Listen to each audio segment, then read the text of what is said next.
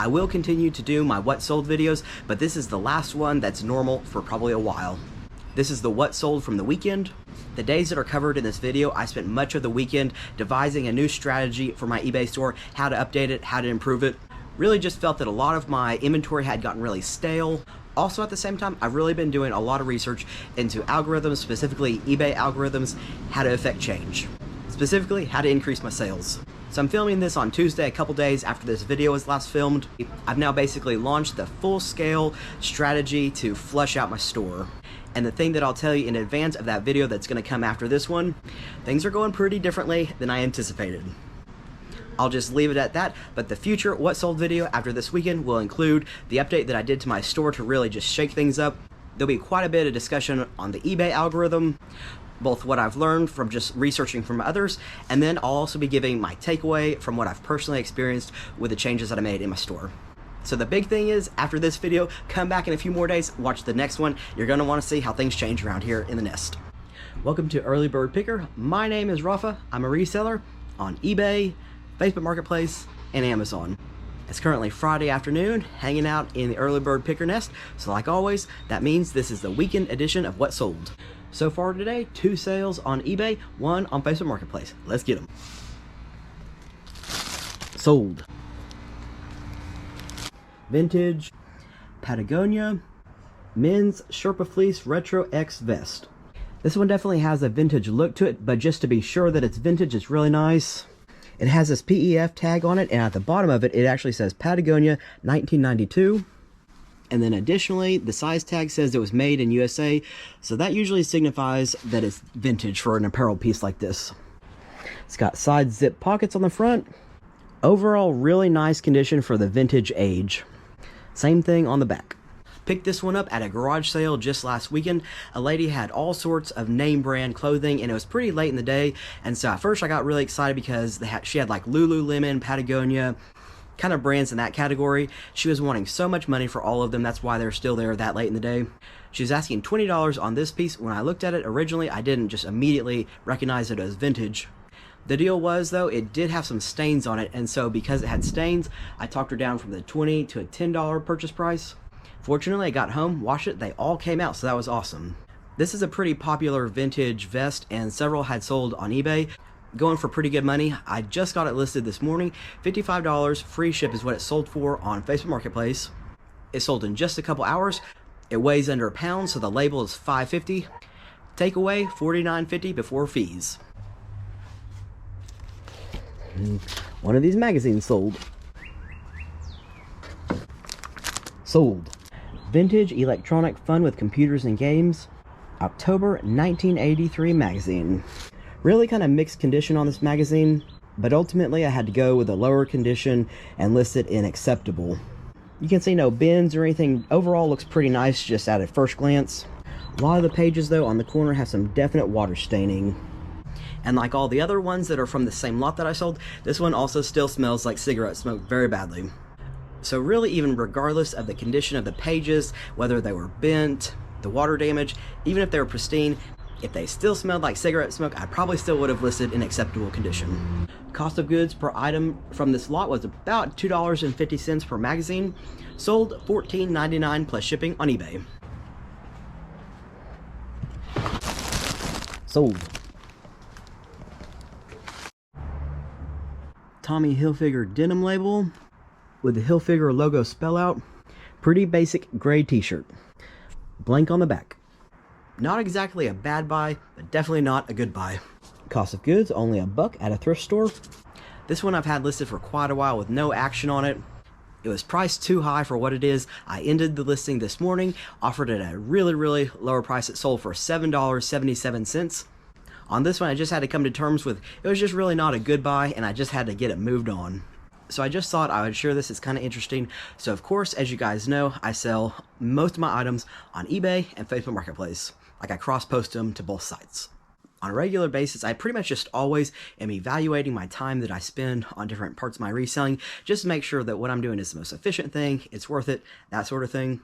So when I make the decision to cross-post something from eBay to Facebook Marketplace, I really am trying to evaluate if I think that it'll sell on Facebook Marketplace, if there's a chance that it will sell. Lately, I've been reviewing my items that did sell on Facebook Marketplace, trying to figure out if there's any sort of pattern, what items sell best, and really in general, I sell a lot of different categories on Facebook Marketplace, the same as I do on eBay. That said, the one thing that I can identify so far that sells so fast on Facebook Marketplace are bundles. Specifically clothing bundles, and even more specifically like name brand clothing bundles. So this evening I was working through some of my photos I had taken, getting them listed. I always start by listing on eBay, and then I do some copy and paste of some of the info, put it on Facebook Marketplace. I had a lot of 2 short sleeve polo Ralph Lauren striped shirts, just pretty basic cotton shirts. I got them listed on eBay, then I went to Facebook Marketplace. As I was listing them, I was sitting next to my mom, and I said, I guarantee these are going to sell by the end of the night on Facebook Marketplace because people absolutely just love bundles, lots or whatever, of name brand clothing on Facebook Marketplace. Bundles sell so fast on Facebook Marketplace. I'll start by saying I really don't think the buyers on Facebook Marketplace are taking the time to do comparison price shopping. But for comparison's sake, I listed the lot of 2 shirts on eBay for $33.33 plus calculated shipping in a padded flat rate envelope, which I think is $8.55 for the buyer. That'd be a total of $41.88. I don't go crazy just analyzing the detail of my pricing strategy, but in general, I tend to price my Facebook Marketplace items for just a few dollars less than I do on eBay, simply because the seller fee is so much less expensive on Facebook Marketplace than it is on eBay. And on top of that, I often do promote my items on eBay, usually for a couple percentage points. I've really started lowering how much I'm doing that. So it should have been a total of $41.88 on eBay, and I listed the same lot on Facebook Marketplace for $39 with free shipping. So just under a $3 difference, not a huge deal. Within under 5 minutes of getting that bundle posted on Facebook Marketplace, it sold, and it sold so fast. So I've still got quite a bit of work and analysis to do to figure out to make sure that I'm listing appropriately on Facebook Marketplace and not wasting my time there. But for sure, when it comes to bundles, I absolutely list those clothing bundles on Facebook Marketplace. It goes really well. We did this one a little backwards, but let's go ahead and get them. Sold. Lot of 1, 2. Got the pony embroidered, polo Ralph Lauren, short sleeve striped shirts, both in size extra large. Cost of good on both of these, $5.50 each at Goodwill. Even though these are Ralph Lauren, because they're short sleeve, I wouldn't probably have picked them up had there just been one of them. There's so many singles listed on eBay, I just didn't think that one would stand out very well, but since I found 2 and they were the same size, that was my plan right when I bought them, is I'm going to bundle them and sell them as a lot. On top of that, since they're a short sleeve, I find that I just don't make as much money on short sleeve shirts as I do long sleeve shirts. I also said to myself they have to be in excellent condition to get them. But anyway, if you're looking to get onto Facebook Marketplace to sell, or you already are, just wanted to share, that's my experience, is that when you can bundle the exact same size, basically, of similar items, they go really fast. I don't think I said it, the sold price was $39 free shipping. The label is going to cost me $9 because it's under the £2 rate. Takeaway, $30.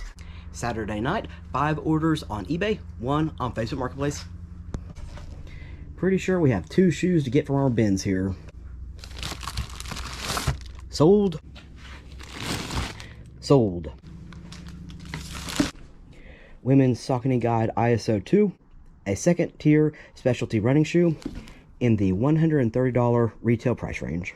Couple technology features to call out that signify as a specialty running shoe. Got the premier stretchy laces. And also you can see the cuts here on the upper. That is to kind of individually tighten different areas over the midfoot. My opinion of these shoes, they were super clean when I found them. I don't remember really touching them up at all. The outsole's pretty clean. Overall, just really nice. Cost of goods, $9 at Goodwill. These set for months, so long that I was starting to think I'm just going to redonate them. Just didn't make a whole lot of sense to me. They're a fairly recent model, a higher end shoe, really clean condition. It just didn't add up. And I really wasn't asking too much on them either. But the more that I thought it over, why aren't these shoes selling? Just from my recent experience of working in a running retail store, really Saucony is just not that popular of a brand anymore. I can't remember the last time that someone walked in and said, I've got to try these new Sauconys. So while Saucony is still making really high-end products, unfortunately for them, their market share is decreasing, which then of course means in their resale market, just demand for the product is going down. They finally actually did sell on Facebook Marketplace, 30 bucks plus shipping. So still making good profit on this one. This must have been one of the weird times when I listed something on Facebook where for whatever reason I couldn't check free shipping, because it's unusual that I have buyers pay shipping on Facebook. Got the black women's Keen Bali sandal slide. The upper side of it is pretty much in excellent condition, maybe more like very good on the bottom. The Keen brand is a BOLO brand to a degree. Not all of their shoes sell through really well, but some of them really do, and this is one of the particular models of Keen that is really popular. And it's especially the right time of year to start picking this up as it gets warmer. If you haven't heard of Keen, there's kind of their logo there on the side and the top. And again, it's not true on 100% of their shoes, but on lots of their shoes, you'll see kind of this really pronounced extended rubber toe cap. Paid $6.98 for these at a thrift store. Sold $33.33 plus shipping on eBay, full asking price. If you've been watching my channel for a little while, you know that a few weeks ago I decided to start kind of playing and experimenting with how I priced items. I've really just been trying all sorts of things. I used repeating numbers, odd numbers, 23 of course, like ending something in 23 cents. Pretty frequently, if it makes sense, whatever the item is priced at, I'll end it in $7.77, so like 37.77, 47.77, that sort of thing. One interesting thing that I'm really aware of when these items are selling is that they're selling for that really unique price. And on most of my items, I have the option of best offer turned on. And so what that means to me is that maybe in the buyer's eyes, this is in some way already discounted. I'm not really sure, but I've definitely noticed that I have far fewer best offers extended when the items are priced kind of in a funny way like that. So I'm definitely going to keep at it. And if I have time, I might actually do some type of like comparative log or data. I don't really know, but it would be really interesting to see, because I'm all about getting the full price that I'm asking, not doing the best offer. As you can see, I've got a couple boxes of these, each with 6 in there, so 12 total. Sold. Out of the 12 that I had total, I decided to do 3 lots, each with 4 toothbrushes. Sold. Lot of 1, 2, 3, 4. Vintage, new old stock. Just barely, but they are marked from 2001. Oral-B dual head denture toothbrush. As you can see, the box is marked at 10 bucks. That's definitely not what I paid for this box. I got this at a thrift store, so I'm guessing probably that this was like an estate sale or a garage sale. Someone had a price like this. They weren't able to sell it for that price. And so like a lot of people, they go and donate their items to a thrift store. So instead, my cost of goods I paid at the thrift store, 18 cents per toothbrush or 72 cents for the 4-pack. This one is actually a pretty interesting example of why it really pays off to do your research when you're listing your item. This was not an uncommon item. A lot of these had sold, and several in the 4-pack option. A big portion of the time, pretty much, when I'm listing something on eBay, I of course use somebody else's listing to get started rather than starting complete from scratch. And so I look at the sold comps and then I sort them by highest price plus shipping. I don't always take the top one, because sometimes I just really think that the title is not the best. Maybe one a few down the line, the title's better. But in general, that's kind of how I search for what title I want to use. And also to see in the past 3 months, what is the highest price that you can expect to get if you have the exact same item. So like I said, a lot of these had sold in the 4-pack option, or just 4 total. Pretty sure the top one that sold was for $24.99 plus shipping. And then a lot of other sold comparisons much lower. That's kind of my strategy on eBay though, is I start my stuff at a higher price that I hope that I can get. If it doesn't work out, I lower it over time. Unless of course I'm just really in the mood to flip something fast. That happens occasionally. But in general, I kind of do start my stuff out a little bit higher. If it's possible that someone else got that much money for this exact same thing, no reason that I can't too. So here's the crazy thing. As of today, an identical offering to mine is available on eBay for $11.76 free shipping for the pack of 4, the identical toothbrush. My pack of 4 sold $24.99 plus shipping. This is just where strategy, attention to detail, and just really kind of looking over your listing and making sure it's the best possible. So I really pay attention to SEO in the title. A couple things that my listing had that this current one does not have is vintage and the term NOS, so vintage new old stock. The current listing does not have that, although the packaging and everything looks the exact same as mine.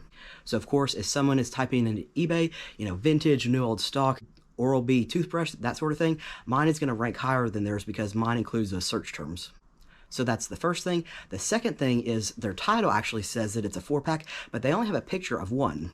I pretty firmly believe that most buyers shop off of pictures.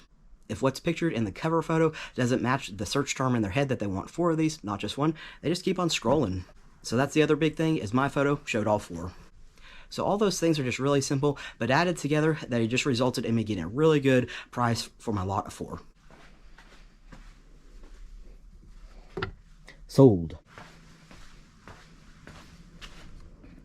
Lot of 1, 2, 3, 4. Vintage United States Senate brass coasters. Paid $1 for the lot at a garage sale. When I purchased them, I knew that they had this defect. Not that one. This is the only one that's okay. Huh. That's hilarious. Well, that's a really interesting discovery. When I bought those at the garage sale, 3 out of the 4 inserts fell out. Whatever glue or adhesive had been used to stick the center part into the rest of the coaster had just stopped holding. I did look these up at the garage sale and see that they sell fairly frequently for between 30 and 50 bucks. So I did go ahead and purchase them for $1, hoping that I could super glue them back together. I tried the super glue, and whenever I put these in my inventory storage, they weren't holding. All 3 still fell out, so that is the strangest thing that they're holding now. I sold these at a pretty heavy discount in comparison to other sold ones. $17.77 plus shipping on eBay. That's going to be a good surprise for the buyer that they're actually in pretty good condition now.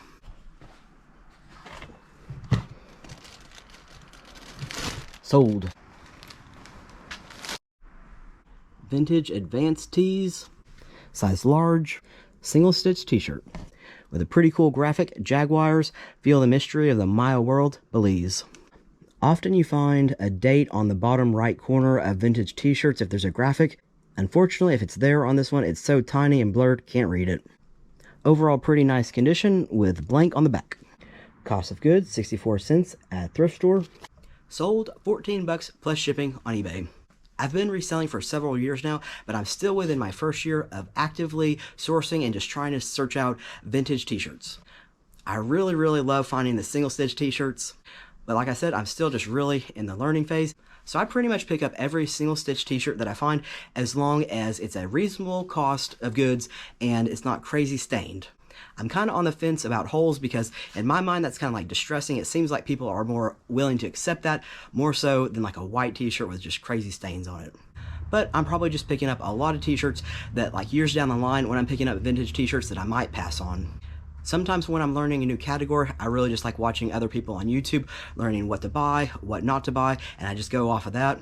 But then there's other times, like with vintage t-shirts, I really just enjoy picking them up and actually just experimenting with it, seeing if they sell.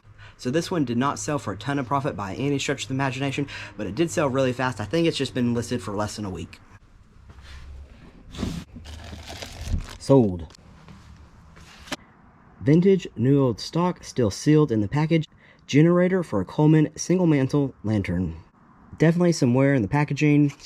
What's interesting, while it's still sealed, when you look really up close at it, there's some type of like grease or oil, I don't really know what it is, that's leaked out of the item. So I definitely made sure to mention and call that out even though it's brand new and sealed. Cost of goods, basically free. That's a vintage 1983 Coleman lantern that I picked up at a garage sale. Paid $5 for the whole box. Pretty sure that was a couple months ago, and I finally just went through it, kind of figured out what I had, cleaned it, got it listed. What's weird though, this one, as you can see, is a double mantle. So I have very little experience flipping vintage Coleman lanterns, but best I can tell, this piece for whatever reason does not go with the rest of the box. Sold in 2 days, $11.11 plus shipping on eBay.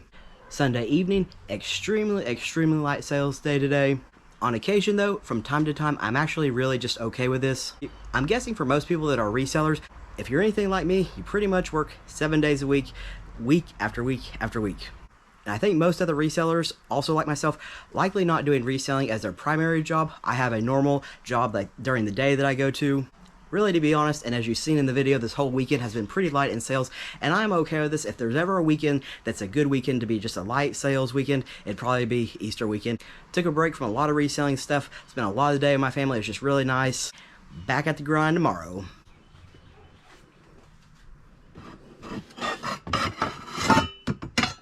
Sold.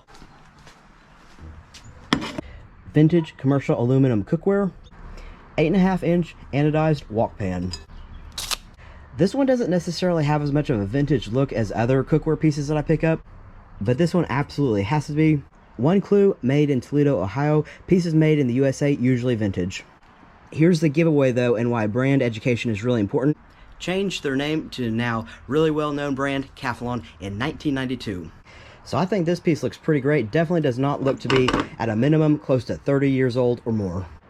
Cost of goods, got it for free as a throw-in at a garage sale for buying so much other stuff. Sold $14.23 plus shipping on eBay. Sold. This is actually one of two of them that I have. Vintage, and fortunately both new, sealed in plastic.